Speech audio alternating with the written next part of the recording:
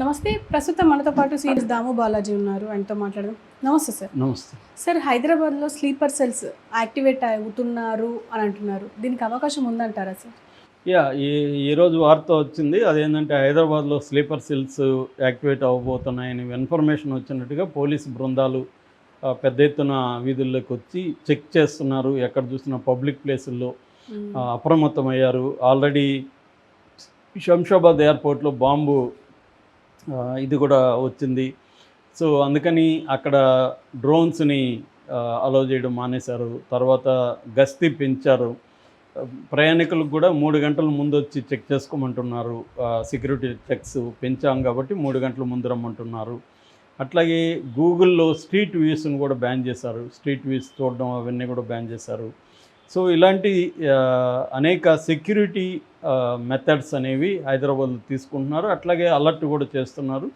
మొన్న మన రేవంత్ రెడ్డి కూడా దేశంలోనే కాశ్మీర్ తర్వాత అత్యవసర సమావేశం పెట్టిన ఏకైక ముఖ్యమంత్రి రేవంత్ రెడ్డి కూడా హై అలర్ట్గా ఉండాలి. ఎందుకంటే హైదరాబాద్లో గతంలో బాంబులు పేలాయి 2011 ఆ ప్రాంతంలో.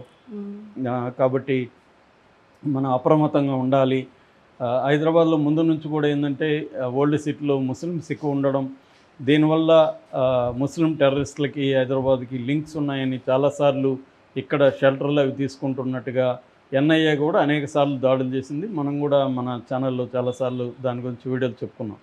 రెండోది ఏమంటే హైదరాబాద్లో డిఫెన్స్ పరంగా కూడా చాలా సెన్సిటివ్ ఇవి ఉన్నాయి. డిఆర్డిఓ ఉంది, defence research and development organisation, defence research and development laboratory ఉంది, మెటాలర్జిక్ రీసెర్చ్ ల్యాబొరేటరీ ఉంది, advanced numerical research and analysis group ఉంది, రీసెర్చ్ సెంటర్ ఇమ్రాట్ అంటారు, ఆర్సిఐ అంటారు, అది ఉంది, భారత్ డైనమిక్ లిమిటెడ్ ఉంది, బిఆర్ఎల్, మిదాని మిశ్రా ధాతు నిగమ్ లిమిటెడ్ ఉంది, తర్వాత ఆర్డినెన్స్ ఫ్యాక్టరీ మెదక్ దగ్గర ఒక ఆర్డినెన్స్ ఫ్యాక్టరీ ఉంది, గోల్కొండ దగ్గర ఒక ఆర్డినెన్స్ ఫ్యాక్టరీ ఉంది, ఇండియన్ ఎయిర్ఫోర్స్ స్టేషన్ హకీంపేట్ల ఇండియన్ ఎయిర్ఫోర్స్ స్టేషన్ ఉంది, తర్వాత తిరుమలగిరిలో military college of electronics and mechanical engineering డిఫెన్స్కి ఉంది, ఆర్టిలరీ సెంటర్ ఇబ్రహీంబాగ్లో ఉంది, తర్వాత డిఫెన్స్ స్టాండర్డైజేషన్ సెల్ హైదరాబాద్లో ఉంది, తర్వాత మనకి కంటోన్మెంట్ సికింద్రాబాద్ ఉంది, హైదరాబాద్ డిఫెన్స్ అకాడమీ ఉంది, విఈఎం technologies integrated defence system facility ఉంది. సో ఇవన్నీ ఉండి దీంతోపాటు మన ఇంటర్నేషనల్గా పాపులర్ అయిన మన చార్మినార్ కావచ్చు, గోల్కొండ కావచ్చు, లేకపోతే బుద్ధ విగ్రహం కావచ్చు, హైటెక్ సిటీ కావచ్చు, ఇలాగా అంటే సివిలియన్ అండ్ డిఫెన్స్ ఈ 2 రకాల కీ ఏరియాలు ఉన్నాయి. కాబట్టి ఇవి ఏవి జరిగినా కూడా మనకి చాలా డ్యామేజ్ జరిగే అవకాశం ఉంది. రెండోది హైదరాబాద్ ఒక ఇంపార్టెంట్ స్ట్రాటజికలీ వెరీ ఇంపార్టెంట్ ప్లేస్లో ఉంది. కాబట్టి గతంలో కూడా బాంబులు పేలుళ్ళు అందుకే జరిగాయి ఇక్కడ. రెండోది ఏంటంటే పాకిస్తాన్కి ప్రధాన టార్గెట్ ఏంటంటే హిందూ ముస్లింల మధ్య ఈ దేశంలో విభేదాలు పెట్టాలి. ఎందుకంటే అతిపెద్ద పాపులేషన్ ఉన్న దేశాల్లో ఇండోనేషియా తర్వాత ఎక్కువగా ఉన్నది ముస్లిం పాపులేషను. పాకిస్తాన్ కంటే కూడా ఎక్కువ ముస్లిం పాపులేషన్ ఉండేది ఇండియాలోనే. సో ఇది నిజానికి ఇండోనేషియాను కూడా క్రాస్ చేయబోతుంది త్వరలోనే అని కూడా వార్తలు వస్తున్నాయి. ఇప్పుడు మనకి సెన్సస్ కానీ జరిగితే క్లియర్గా అర్థమవుతుంది ముస్లిం పాపులేషన్ ఎంత ఉంది అనేది క్లియర్గా మనకు తెలిసింది. ఇండోనేషియాను కూడా దాటిపోయే అవకాశం ఉంది. సో ఇంత పెద్ద ముస్లిం పాపులేషన్ ఉంది కాబట్టి ఇక్కడ ముస్లిం హిందూకి మధ్య గొడవలు పెడితే అంతర్గత ఒక దాని ఏమంటారు కల్లోలం, అంతర్గత యుద్ధం లాంటిది, సివిల్ వార్ లాంటిది క్రియేట్ అయితే మనం బలం వస్తుందనేది పాకిస్తాన్కు ఉండే లక్ష్యం. అందుకని అసీం మునీర్ ఏప్రిల్ 16న ఆయన పాకిస్తాన్ ఎన్ఆర్ఐల మీటింగ్లో కూడా క్లియర్గా అదే చెప్పాడు. 2 దేశాల సిద్ధాంతాన్ని ముస్లింలు హిందువులు క్లియర్గా అన్ని విషయాల్లో మనం వేరు అనే విషయాన్ని ఆయన బలంగా చెప్పాడు. అది చెప్పిన 16 చెప్పాడు, 22న పహల్గాం జరిగింది. అంటే క్లియర్గా వాళ్ళకి ముస్లిం పాపులేషన్ ఎక్కడ స్ట్రాంగ్గా ఉంటుందో చూసుకొని ఆ ఏరియాల్లో అల్లర్లు క్రియేట్ చేసే అవకాశం ఉంది. ఇప్పుడు ఈ వార్ అనేది ఆగిపోయింది. ఈ వార్లో పాకిస్తాన్ యొక్క బలహీనతలు ఏంటో పడిపోయినాయి. కాబట్టి ఎప్పుడైనా కూడా పాకిస్తాన్ ఇండియాతో కన్వెన్షనల్ వార్ఫేర్ అనేది చేయలేదు. ఎందుకంటే ఏ రకంగానూ వాళ్ళు మ్యాచ్ కారు మనకి. సో కాబట్టి వాళ్ళు ఏం చేస్తారంటే ప్రాక్సీ వార్ అంటారు. ప్రాక్సీ వార్ అంటే ప్రచ్ఛన్న యుద్ధం చేస్తారు. ప్రచ్ఛన్న యుద్ధం అంటే ఇండైరెక్ట్గా వాళ్ళ టెర్రరిస్టులని ఇండియాలోకి పంపించి అటాకులు చేయించడం ఇవన్నీ చేస్తారు. టెర్రరిస్ట్ నెట్వర్క్లు ప్రధానంగా 3 రకాలుగా ఉంటుంది. ఒకటి యాక్టివ్గా ఉండే టెర్రరిస్ట్ మెంబర్లు, రెండోది ఓవర్ గ్రౌండ్ వర్కర్స్, మూడోది స్లీపర్ సెల్స్. సో ఇప్పుడు భయం ఏంటంటే ఇండియాలో స్లీపర్ సెల్స్ ఆల్రెడీ ఉన్నాయి వాళ్ళవి, అవి యాక్టివేట్ అవుతాయి ఇప్పుడు. ఒక్కోసారి మామూలుగా స్లీపర్ సెల్ ఏం చేస్తుందంటే వాళ్ళు ఫ్రంట్లోకి వచ్చి వాళ్ళు బాంబులు పెట్టడము, అటాకులు చేయడమో, చంపడమో చేయరు. వాళ్ళు ఏం చేస్తారంటే యాక్టివ్గా వచ్చే ఈ టెర్రరిస్టులకి వీళ్ళకి ఇన్ఫర్మేషన్ ఇస్తారు. అంటే ఎక్కడెక్కడ మనం బాంబులు వేయచ్చు, ఆ ప్లేస్లో సెక్యూరిటీ ఎలా ఉంటుంది, అక్కడ దగ్గరలో పోలీస్ స్టేషన్లు ఏమున్నాయి, ఇటువంటి ఇన్ఫర్మేషన్ ఇస్తారు. తర్వాత అక్కడ నుంచి పారిపోవాలంటే ఎలా ఉంటుంది అది ఇన్ఫర్మేషన్ ఇవ్వడం.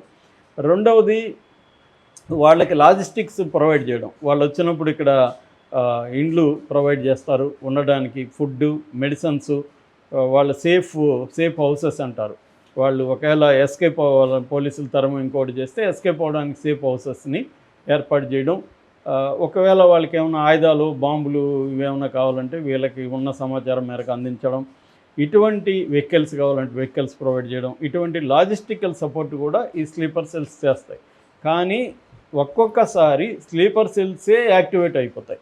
యాక్టివేట్ అయిపోయి వీళ్ళే బాంబులు పెట్టడం, వీళ్ళే కాల్ చేయడం జనాల్ని, ఇవన్నీ కూడా స్లీపర్ సెల్స్ చేస్తాయి. వాళ్ళకి ఆ కైండ్ ఆఫ్ ట్రైనింగ్ కూడా ఉంటుంది. స్లీపర్ సెల్స్ని కూడా పాకిస్తాన్కి తీసుకెళ్ళి, లేదా పీఓకే పాకిస్తాన్ ఆక్యుపైడ్ కాశ్మీర్కి తీసుకెళ్ళి ఈ టెర్రరిస్టులు ట్రైనింగ్ ఇస్తారు. ట్రైనింగ్ ఇచ్చి స్లీపర్ సెల్స్ని పెడతారు. వీళ్ళు ఏం చేస్తారంటే సమాజంలో మామూలుగా మింగిల్ అయిపోతారు. వాళ్ళు వ్యాపారాలు చేస్తుంటారు, వాళ్ళు ఉద్యోగాలు చేస్తుంటారు, వాళ్ళు అందరితో కమ్యూనిటీతో అంతా ఫంక్షన్లకు వెళ్తారు, మామూలుగా ఉంటారు. నార్మల్గా ఎవరికి తెలియదు. మనం కూడా స్నేహం చేస్తూ ఉండొచ్చు, మన ఫ్రెండే కావచ్చు, మనకు అతను స్లీపర్ సెల్ మెంబర్ అని మనకు తెలియదు. అలాగా కేమోఫ్లేజ్ అంటారు, ఆ కేమోఫ్లేజ్లో ఉంటారు వాళ్ళు.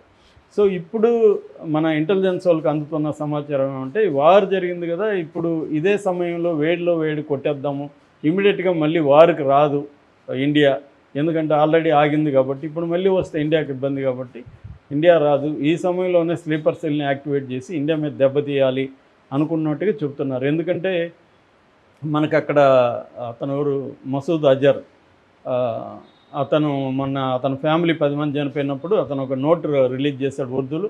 అదేంటంటే నేను ప్రతీకారం తీర్చుకుంటానని.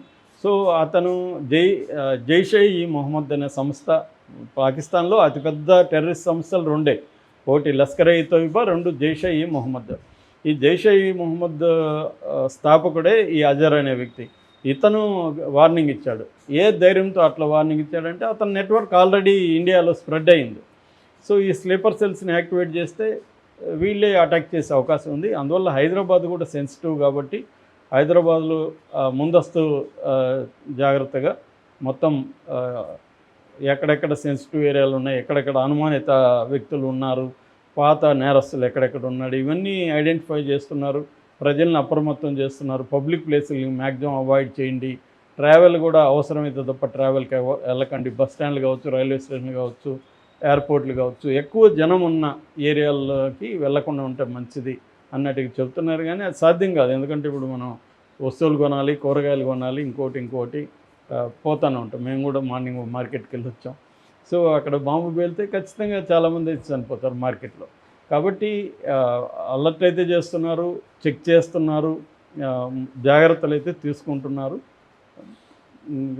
ఏదేమైనా అలర్ట్గా ఉండాల్సిన పరిస్థితి అయితే డేంజర్లో మాత్రం ఉంది అనే చెప్పాలి హైదరాబాద్ కూడా. Okay sir, thank you.